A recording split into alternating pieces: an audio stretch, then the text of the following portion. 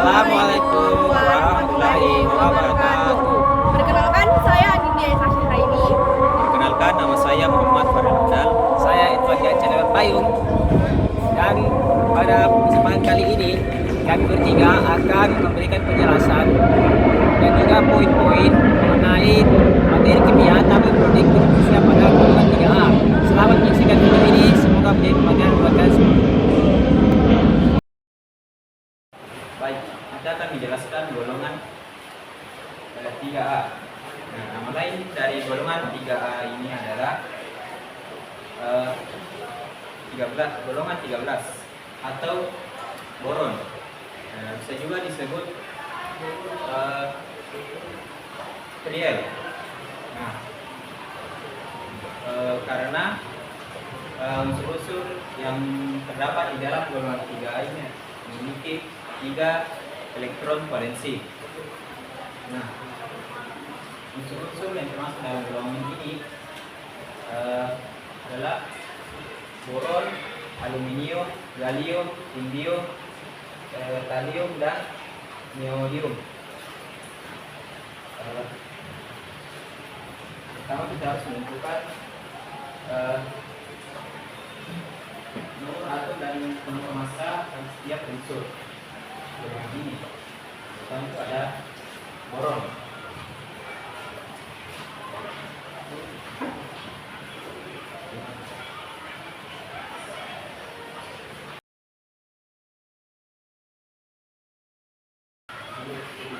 Untuk menentukan jumlah neutron pada golongan ini, kita menggunakan rumus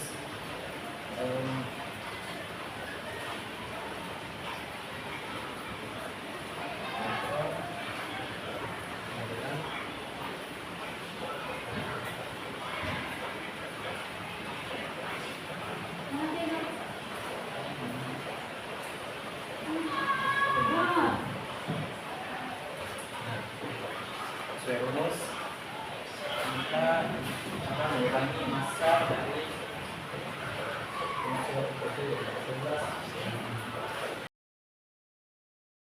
Jumlah proton sama dengan kita menggunakan rumus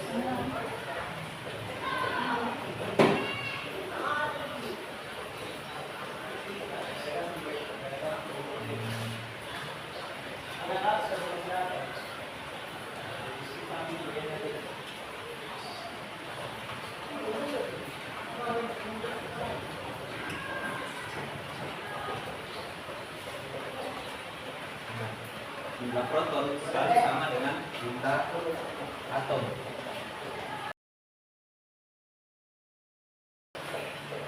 Begitu juga elektron juga jumlahnya sama dengan proton.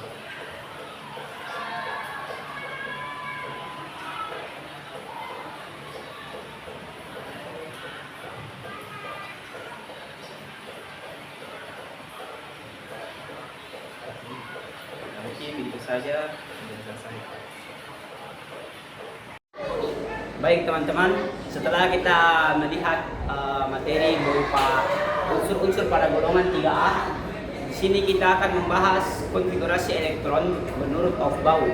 Di sini saya sudah uraikan masing-masing unsur dari golongan 3A, mulai dari boron, aluminium, gallium, indium, thallium, dan juga neodymium. Nah, juga sudah terpampang di sini elektron masing-masing unsur. Sekarang kita akan mengkonfigurasikannya menurut Aufbau. Kita mulai dari boron. Di sini boron memiliki 5 elektron. Jadi kita mulai dari 1s2, 2s2, dan 2p1. Di sini p1 kenapa? Karena jumlah elektron itu ada 5. Jadi supaya dia setara, maka kita pakai 1 saja, bukan 6. Untuk aluminium, aluminium ada 13 elektron. Nah, di sini saya ingin memberitahu teman-teman karena di sini total elektronnya semakin ke bawah semakin banyak, jadi saya memakai konfigurasi menggunakan unsur gas mulia saja supaya lebih singkat. Di sini saya memakai unsur gas mulia yaitu neon. Konfigurasi elektronnya neon. Lalu kita lanjut dengan 3s2 dan 3p1. Nah, di sini kita lihat ini total, ini kalau dihitung semua totalnya 13 ya teman-teman. Lalu untuk gallium di sini kita ambil dari AR. AR 3D10, 4S2, dan 4P1. Nah, ini total semua ini adalah 31. Untuk indium kita pakai unsur krypton atau Kr, di mana 4D10, 5S2, dan 5P1. Oke teman-teman, jadi ini totalnya ini untuk konfigurasi elektron indium.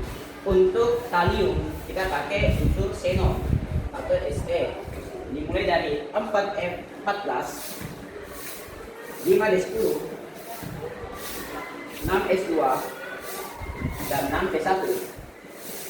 Nah ini untuk talium, dimulai dari xenon, lalu ini 14 ya teman-teman, 14. Oke, lalu untuk neodymium kita pakai unsur radon atau Rm, dimulai dari 5F14, terus 6D10, 7S2, dan 7P1. Jadi inilah teman-teman konfigurasi elektron setiap unsur menurut Aufbau. Di sini saya memakai unsur gas mulia karena untuk mempersingkat unsur-unsur untuk mempersingkat konfigurasinya. Karena kita tidak singkat pakai ini, nanti dia panjang sekali guys. Takutnya tidak cukup dia bawa penulis. Oke, lanjut. Jadi sekarang saya akan menjelaskan cara menentukan periode dan golongan masing-masing unsur ini. Di sini biasa ya teman-teman. Periode dan golongan. Nah,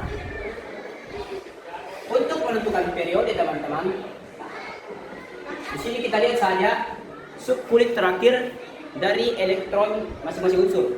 Seperti contohnya ini. Untuk boron subkulit terakhir itu 2P1. Nah, kita lihat koefisiennya. Di sini koefisien dari P itu ada 2. Otomatis kita dapat mengetahui bahwa boron ini terletak di periode kedua. Dan untuk aluminium kita lihat di sini 3P1. Kita sudah tahu cara menentukan periode. Ya, kita lihat saja koefisien dari subkulit terakhir, maka aluminium sudah pasti ada di periode ketiga.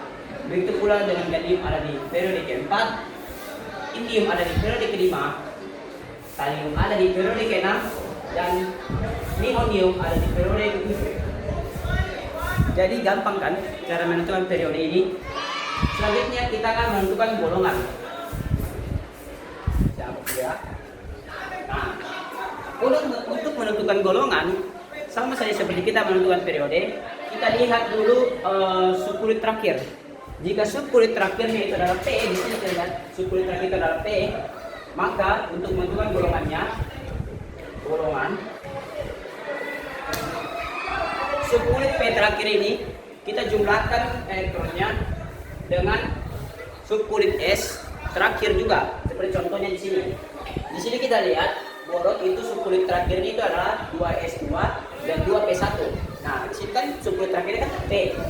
Nah, kalau kita mengikuti syarat untuk menentukan golongan, yaitu jika subkulit P yang pertama, maka dia ditambah atau dijumlah dengan subkulit S terakhir. Nah, di sini kita lihat subkulit S terakhir itu adalah 2S2.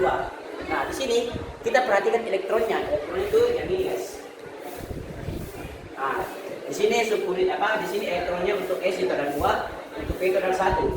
Jadi setelah kita mengetahui syarat golongan itu, kita dapat mengetahui bahwa golongan dari boron ini ditambah 2 ditambah 1, otomatis dia adalah golongan 3. Golongan 3A. Nah, kita lihat juga lagi nih, subkulit terakhirnya P, maka ditambah S, di sini 2 dan 1. Maka kita dapat mengetahui Al juga golongan 3A. Di sini 2 tambah 1, GA juga golongan 3A. Dan seterusnya, karena di sini polanya sama teman-teman. Di sini S-nya 2 dan P-nya sama 1. Jadi itu dia cara menentukan periode dan golongan pada unsur golongan 3A. Nah, sekarang saya akan menjelaskan cara menentukan elektron valensi dan bilangan kuantum. Bilangan kuantum. Di sini teman-teman, bilangan kuantum itu memiliki empat kategori. Ada N ini adalah subkulit. Contohnya koefisien pada subkulit terakhir. Contohnya di sini 2P1. Nah, ini N-nya teman-teman. Atau 3P1, ini N-nya, ini N4 dan seterusnya. itu adalah N, koefisien suku terakhir. Lalu ada L. L ini adalah bismut, bismut azimut. Nah, N ini memiliki syarat untuk menentukannya, di mana S sama dengan 0, P sama dengan 1, D sama dengan 2, dan F sama dengan 3. Ini untuk menentukan L-nya. Kita lihat saja suku terakhir. Contohnya di sini, boron itu suku terakhirnya P, otomatis di sini L-nya itu pasti 1. Nah, sekarang itu adalah N, M. N ini adalah magnetik. Nah, magnetik juga sama seperti bismut, dia memiliki syarat. Saya hapus dulu ya. Nah, syaratnya itu untuk S dia memiliki 1 kotak, untuk P dia memiliki 3 kotak, 1, 2, 3. Untuk F, untuk D dia memiliki 5 kotak, 1, 2, 3, 4, 5. Oke. Untuk F dia memiliki 7 kotak, 1, 2, 3, 4, 5, 6. 1, 2, 3, 4, 5, 6, 7. Oke. Ini syarat untuk menentukan magnetik dari masing-masing unsur. Seperti contohnya, boron itu dia punya P. Punya P, otomatis dia itu memiliki 3 kotak pastinya. Oke, dan yang terakhir adalah S. S ini adalah spin. Nah, spin ini menentukan apakah dia itu negatif atau positif seperdua. Cara mengetahuinya adalah kita lihat nanti di sini total elektronnya. Total elektron suku terakhir, misalkan 1 nih. Nah, misalkan nih, ini kan boron kan elektron potensinya 1. Kita tulis di sini. Nah, untuk cara penulisannya kita tulis itu dari positif dahulu. 1. Dia naik nih ke atas, berarti positif pasti hasilnya spinnya. Oke, langsung saja kita tentukan ya guys ya. Cara menentukan jangan contohnya. Kita lihat boron. Di sini boron ini dia suku terakhir itu 2P1. Otomatis kita tahu 2. Nah, ini 2. Ini untuk boron ya. Nah, ini tuh sudah pasti 2. Dan untuk L-nya karena dia P, otomatis dia 1 untuk bismutnya. Lalu untuk magnetiknya seperti yang saya bilang tadi, karena dia P, maka dia magnetiknya itu adalah 3 kotak. 3 kotak. Nah, untuk spinnya, bagaimana cara kita tahu bilang dia plus atau minus? Kita lihat saja elektron valensinya. Di sini elektron valensi itu adalah 1, jadi kita tulis saja 1. Dia naik ke atas, berarti dia plus 2. Oke. Ini untuk boron. Nah, kita lanjut lagi untuk aluminium. Untuk aluminium. Nah, aluminium. Sini kalau kita lihat teman-teman, pola sejak unsur ini polanya pasti dia itu unsur kulit terakhir itu P1. Jadi saya tidak perlu lagi mengganti L, M dan S-nya. Kita lihat saja N atau koefisien dari suku kulit terakhir. Di mana Al ini suku kulit terakhir koefisiennya itu 3, Al 3. Atau gallium ini suku kulit terakhir itu 4P1. Nah, maka di sini gallium nanti dia jadi 4. Untuk gallium. Nah, untuk indium dia 5, berarti 5. Dan seterusnya teman-teman.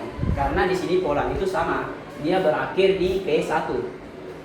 Jadi itulah dia cara menentukan konfigurasi elektron menurut Aufbau, cara menentukan perbedaan golongannya beserta bilangan kuantumnya beserta syarat-syaratnya. Terima kasih. Oke teman-teman, kembali dengan saya. Di sini saya akan memaparkan materi lain, yaitu apa reaksi fisika dan reaksi kimia pada unsur-unsur golongan 3A. Seperti yang kita tahu, unsur-unsur itu berupa boron, aluminium, gallium, indium, kalium, dan nihonium. Oke, jadi langsung saja kita masuk ke materi. Di sini ada reaksi fisika. Apa sih itu reaksi fisika? Jadi reaksi fisika itu adalah reaksi pada unsur yang dapat kita amati atau dapat dilihat secara langsung. Oke. Nah, wujud reaksi fisika itu kita bisa lihat dari contohnya itu adalah yang pertama, yaitu wujudnya. Nah, sudah pasti kan kita bisa lihat wujud unsurnya itu bagaimana. Apakah dia itu padat, apakah dia itu cair atau berupa gas, kita bisa tahu. Nah, makanya dia masuk ke salah satu reaksi fisika. Lalu yang kedua, yaitu warnanya. Nah, ini juga dapat kita amati warna dan penampakannya. Dan yang ketiga, kekerasan. Maksudnya kekerasan ini kayak pembahasan ini bukan seperti kita memukul orang, tidak. Jadi ini adalah kita bisa mengetahui seberapa padat unsur tersebut. Lalu ada juga kerakuhan. Nah, kerakuhan ini mungkin mirip dengan kekerasan, tapi di sini kita dapat mengamati seberapa apakah unsur tersebut rapuh dan juga sensitif. Lalu juga ada titik lelehnya. Titik leleh. Nah, titik leleh kita dapat mengamati butuh suhu berapa sih untuk unsur ini dapat meleleh, atau suhu ini unsur ini dapat bertahan pada suhu berapa saja. Lalu yang keenam itu adalah konduktivitas listrik. Nah, maksudnya di konduktivitas listrik adalah kita dapat mengetahui apakah unsur ini itu dapat menghantarkan listrik atau tidak. Nah, jadi ini merupakan beberapa reaksi fisika yang dapat terjadi pada unsur-unsur, khususnya unsur pada golongan 3A. Lalu saya akan lanjut ke reaksi kimia.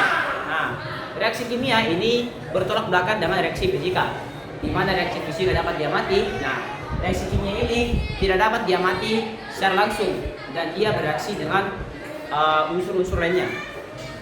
Contohnya di sini teman-teman kita bisa melihat yang pertama yaitu jumlah elektronnya. Nah, jumlah elektron valensinya. Di sini kan kita tidak bisa lihat langsung nih, tapi kita bisa amati. Tapi tidak bisa langsung. Lalu yang kedua adalah reaksi dengan oksigen. Jadi kita dapat mengetahui apakah unsur-unsur ini dapat bereaksi dengan oksigen atau bagaimana hubungannya dengan oksigen dan sebagainya. Yang ketiga itu adalah reaksi dengan air. Nah, reaksi dengan air ini teman-teman. Jadi kita bisa tahu apakah unsur ini dapat bereaksi dengan air dengan baik atau bisa bereaksi dengan air tapi hubungannya tidak baik atau sebagainya. Dan yang keempat itu adalah reaksi dengan unsur-unsur lainnya. Nah, reaksi dengan unsur-unsur lainnya. Maksudnya apakah unsur-unsur ini dia bereaksi dengan unsur lain itu baik atau tidak dengan unsur lainnya. Unsur lainnya. Oke. Jadi itulah dia mungkin paparan materi mengenai reaksi fisika dan reaksi kimia pada unsur-unsur, khususnya unsur golongan 3A. Terima kasih telah menonton materi ini. Hold up. Wait a minute. Something ain't right.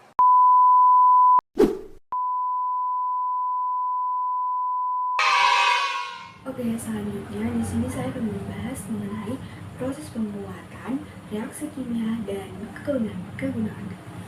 Oke, baik. Di sini saya akan membahas mengenai proses pembuatan. Oke, selanjutnya di sini saya akan membahas mengenai proses pembuatan, reaksi kimia, dan kegunaannya.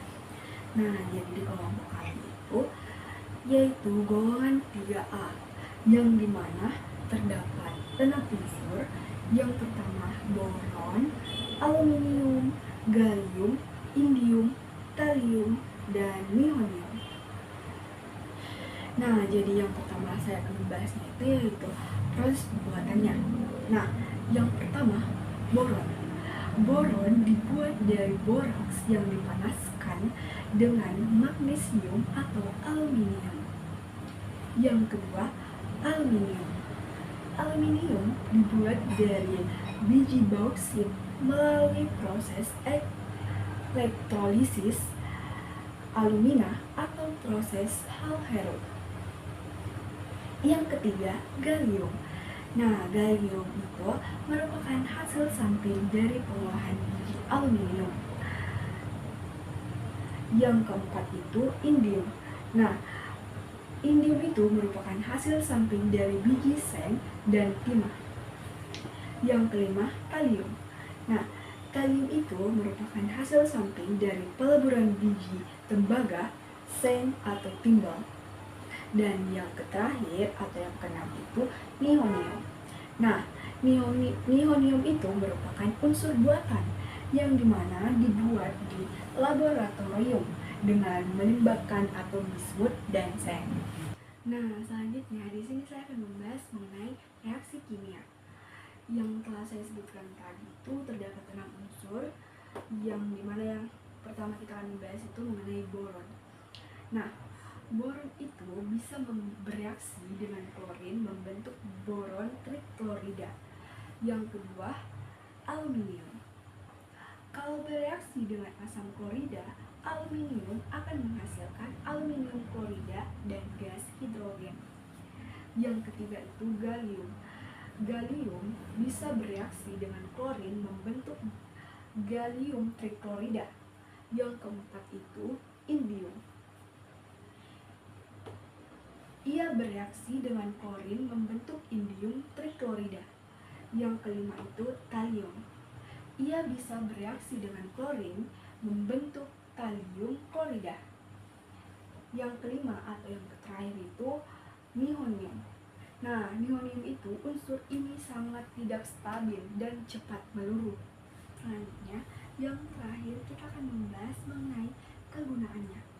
Jadi kita akan membahas masing-masing dari 6 unsur yang telah kita tuliskan di sini. Kita mulai dari boron. Nah, boron itu banyak digunakan pada kaca yang tahan panas, seperti halnya Pyrex atau hal lain sebagainya. Terus yang kedua itu aluminium. Kegunaannya, aluminium itu kegunaannya sangat luas, mulai dari bahan bangunan, pesawat terbang, kaleng, hingga kabel listrik. Oke, selanjutnya itu gallium. Gallium itu dipakai dalam chip komputer dan termometer presisi atau mungkin hal yang lain sebagainya. Yang keempat itu indium. Nah, jadi kegunaannya itu ada pada layar LCD, panel sentuh, dan pelapis kaca anti refleksi. Yang kelima itu talium. Talium itu banyak dipakai pada alat deteksi radiasi dan penelitian laboratorium. Yang keenam atau yang terakhir itu nihonium.